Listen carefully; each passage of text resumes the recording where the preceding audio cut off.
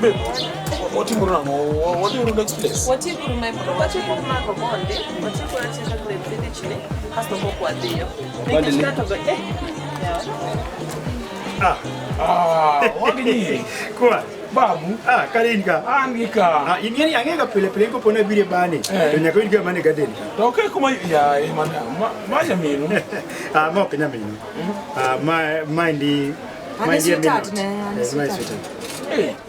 aka yeko di ma apenyi yes kawoni wacho ni bigi nyaminu ma o kenya minu mind ye jabe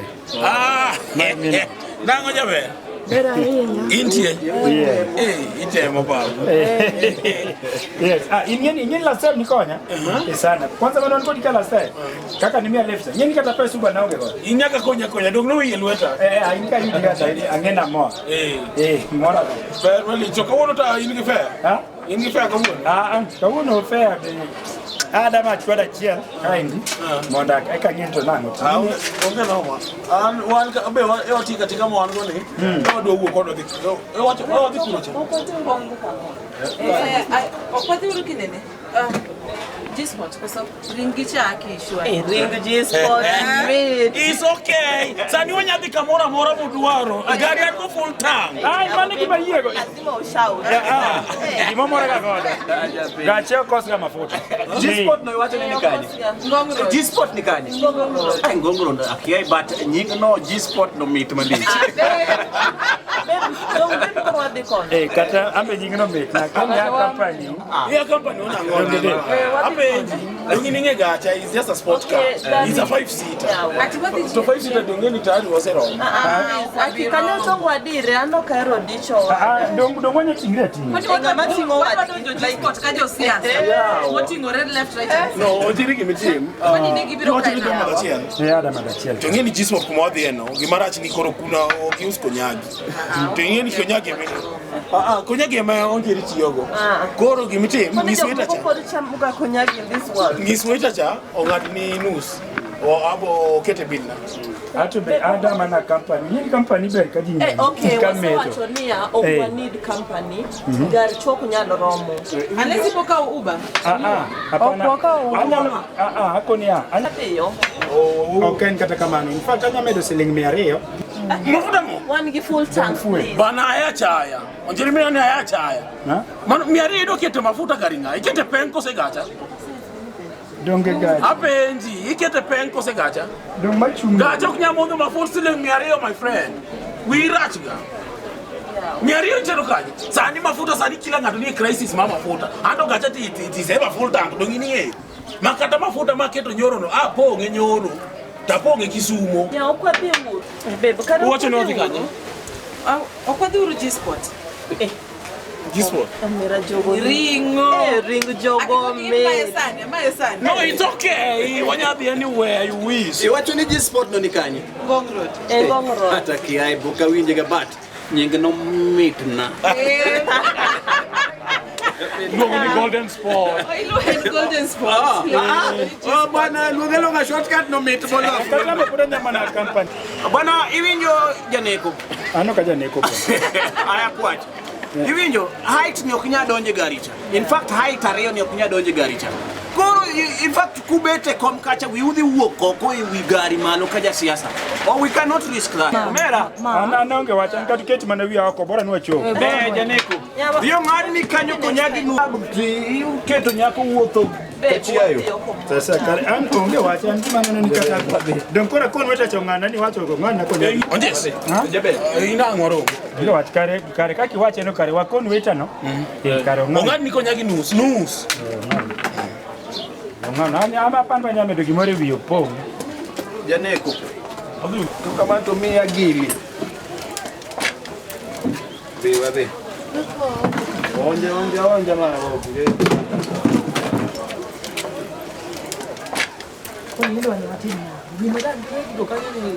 Be. Wadi kama hivi. Wadonje club kwa champion yaji.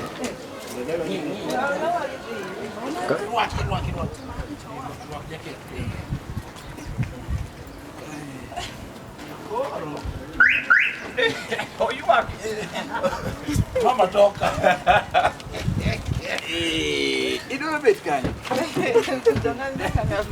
Okay. No, nyaka ya. No.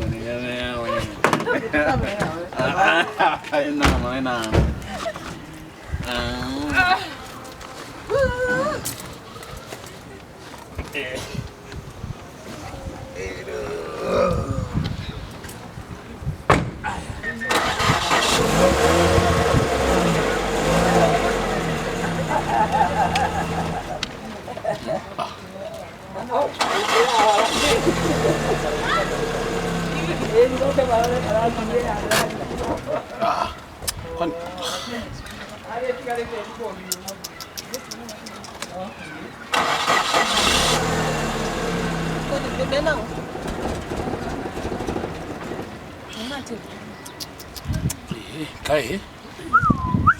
Enano. Ango matimre. Tablet. Wala record yoko kama tena. Babe, ne ondiko pi. Kwani gari nigi pancha? Gari nigi pancha, babe. Weda kachia.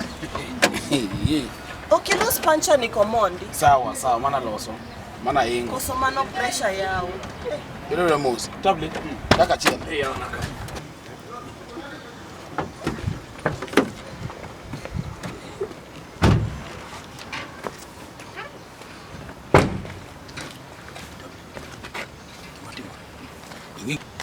Tablet. Enango. Koro one station.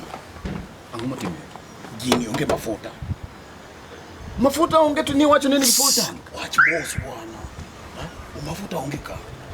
Onge. Urumo. Emo mimi nilo kopia kama niko kwa nyaka takore. Tuateme na. Ingi pesa dikani. Ange 1. 100.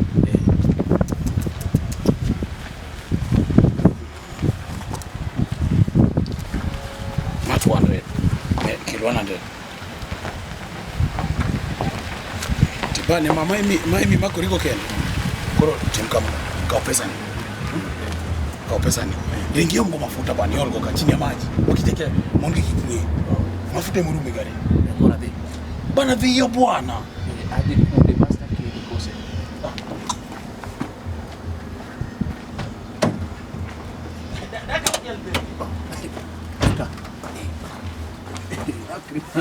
Toswete mabuli tingu mabula Ya bwana mafuta.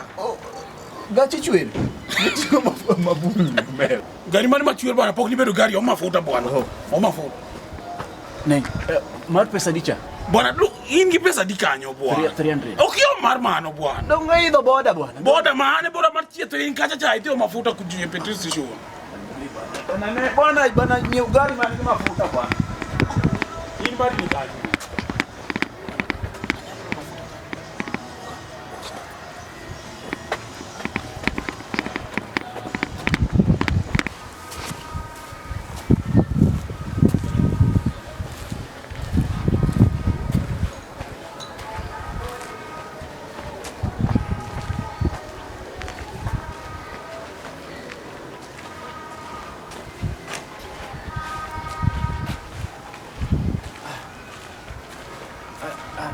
Mosi. Excuse. Hey. Onano. Abe. Aja yudo mafuta kanyo ka. Mafuta? Oh, mafuta. Dongan ba pango line ne mafuta. Owada mafuta sani teko. Donga pango line mapango iparona. Iwi nyoni kachopo kamina nyango makoro line na uchopo ni to kanyo mina nyango ni koro loko bei. Obabo ma wanyeo ga 20. Mina nyango koro kiti 50. Donga ni to makata chiwo kachielo gi mafuta. Mane? Donge mafuta ma tedo. Okawachi mano. Awacho mafuta. Mafuta? Mano bei pango de line. Mafuta sani teko. Teko malich. Ana yuyire mafuta moro teko kendo mafuta mateko kabisa. Wapanga line. Kendi imi ikar pesani. Kar pesani nya sachiel. Jomoko kawe gikube. Kwa chopo ni omiwa wani joma nigi kube ni. Jomtokni to wawe kanyo. Be oko temo kata nyiewo mafuta. Koro ni kanye. Donge mafuta ma stove yawa. Nitie ng'at moro idak kanye? Adaka area ni. Nitie ng'ama anyalo wuoyo go mopogre gi. Nitie. En mani doge ma gisini mina nyango mo oloko becho babo sani koro kwa winjire. Amiye wana month pod wadwa kuot kode. Okawuo kode. Kosi wacho mafuta mari. Mafuta mar gari. Petrol. Oh! Yawa. Okay, wachi ni petrol. Petrol. Petrol. Aki. Okay. Tema. Alo double. Titimo na ngo. Mafuta onge na ngo, idhi kanye. Kwani, baby, no can pressure. Pressure ndo nikupeni nti kako nikupeni time nyaka ni mafuta. Nti mafuta matin maure. Kwa. Babu. To kare poku chopo cha kati lo nga dispo. Doge kawabe. Ngizo ngari bodo ni space. Space to onge ntinga mori toka. Ntinga mori toka. Tinga miri toka. Uri to ngato. Tinga mama chelo mori toka. Ndio mo pressure gi mafuta. Mafuta mali. Ndio mo pressure kod puncher. Pressure kod puncher ya tiene gari mana no katiende ne. Moko wacho tielo, wacho niya, ndio mo puncher. Puncher hiyo mkanye ninge kaenda no katiende ne kotea. Ya babe, okiwo gi joge kare. Bana onjis. Isewo. Gari mani asewo. Asewo. To dong kinyonere kare ki. Onge. Koni dispo no kudango dhie kodi. Anyagi cha twatuom. Wamadhe maber. Aber, konyagi. Konyagi met. Sa do koronere ba. Wane. Yeah. Bade wanere baba. Sawa. Dong. Tiwa maber. Tiwa maber. Tano toma koro to gikmu madoka gini. Kwani onge boko. Ya bwana, wan jomo dich. Orumo. Engineer. Ba, Okayudo baba. Kwanza Ubenio mia wach kacha gi watchman oriemba kacha adhi aluoro toke kacha na wuoye gi joka bakdo giwacho ni mar 300 onge kubeni ni dhiemo kango mafuta kinda piny neno miya wuotha neno miya donje nyaka kadienga piny oywa kare mafuta miyomo mana gi Kisumo gi Kibuyu che kare moche mana dhok Ni mafuta ma 200. Ndio ngitingo lwa unga. Noko ndio. Iko ni mafuta matingo gari ni mamere ken mara piko. Ber kana nu onge gi mafuta ka. Ma piko. Ge ber ni te. Oti kala ndio ngiso no yedo uba to no kuwinji.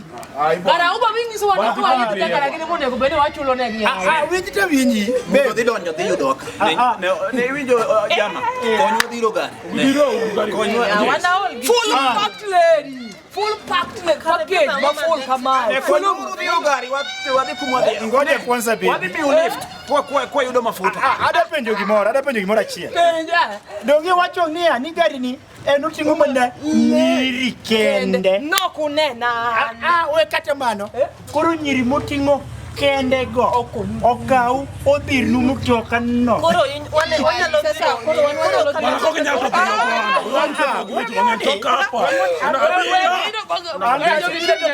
duoga. Siau, yani wach mafuta ni tindo keto wuotho nyaka gi Kibuyu. Kanyo Masai mauso ya. Kibuyu kanyo Masai. Seche mauso ya. Ya we town ka town. Kara bengi jawa pesa ya gari full gari maduong kama gikongo mage yuwa kucha madini. Katoka umiario mama ede den gi 450 wado yiene. Mbele gari kanyo bananga tuo. Bedu wado mati kunyoni machielo gi 200. Ya.